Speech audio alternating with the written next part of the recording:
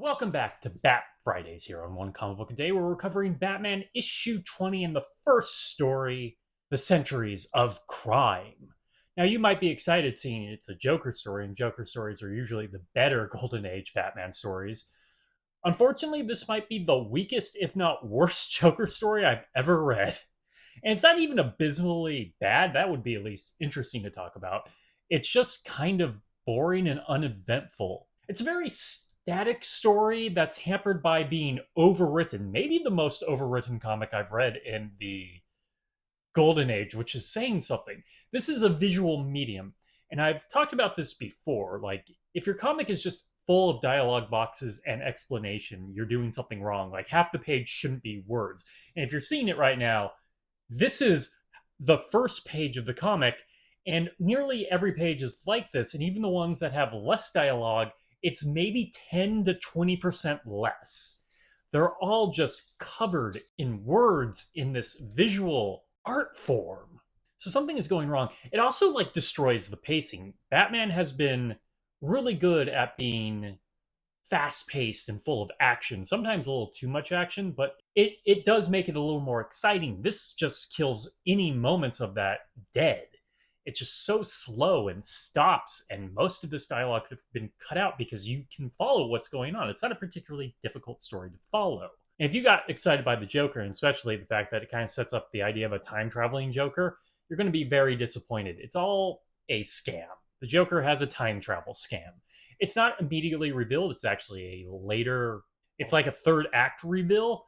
But, and I know, written for children, the children probably didn't put this together, but it is a story that begins with him recruiting two con artists to get their clients to work for him. I mean, it's going to turn out to be a fake time machine. I know time travel has existed in Superman several times, so I don't know if it has by 1943. I forget when the first time travel story is. It's just like the Joker's not going to have one. And if he has one, he's not recruiting two con artists to help him. They take two clients, charging them a lot of money, and take them into two different eras of time. The future, I believe 2043, and Damascus. Both are, of course, fake, which is why this plan is kind of dumb, because it has a lot of overhead. I mean, they're making a lot of money, but he involves them flying them to another country and a massive set to show off the future world and the past world, Damascus. And because of all this dialogue and how much time they sort of dedicate to things, like the future timeline barely has any sort of danger to it. I mean, it doesn't have any danger to it at all. Like, one of the guys who's just super rich is just upset because he's told there isn't really money there, and he thought his money would have appreciated. So he wants to run back in time. There isn't a lot happening in either one of these things to sort of to delineate them particularly well. I guess they're in danger later on, but there isn't much actual danger throughout the comic, even when Batman and Robin are fighting the Joker and the two con artist cronies. In fact, it takes a while for Batman to show up. I do respect that it takes a lot of time to build up the story. It's just not a particularly interesting story to spend that time to build up. And absolutely love that Bruce Wayne remembers that he's the director of the bank, which might be a put on to build up his secret identity. It's just, would you put someone in charge of your bank who doesn't remember that they're in charge of the bank most of the time? Seems like a poor decision, no matter how rich he is. But I'm really dangling at anything to talk about more. I mean, I could go into more details about the story, but it's not interesting. And I'm kind of disappointed we didn't get Joker committing crimes throughout time. That is a much more interesting story. I actually got a little bit excited because it reminded me of the new Absolute Joker, who is an immortal who has lived for a long time.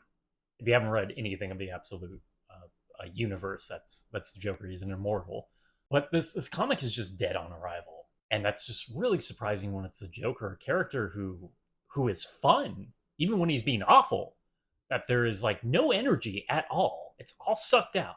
Okay, that is it from Batman issue 20 and the first story, The Centuries of Crime. If you enjoyed this video, please like and subscribe, hit the bell icon to get notifications when a new video goes up. I do this Monday through Friday, but Mondays and Thursdays I cover a Superman or Superboy comic in their individual series, which I think we're getting closer for me to get back to Superman. I really miss Superman. Please join us next time, same Bat Day, same comic book channel. Have a great day.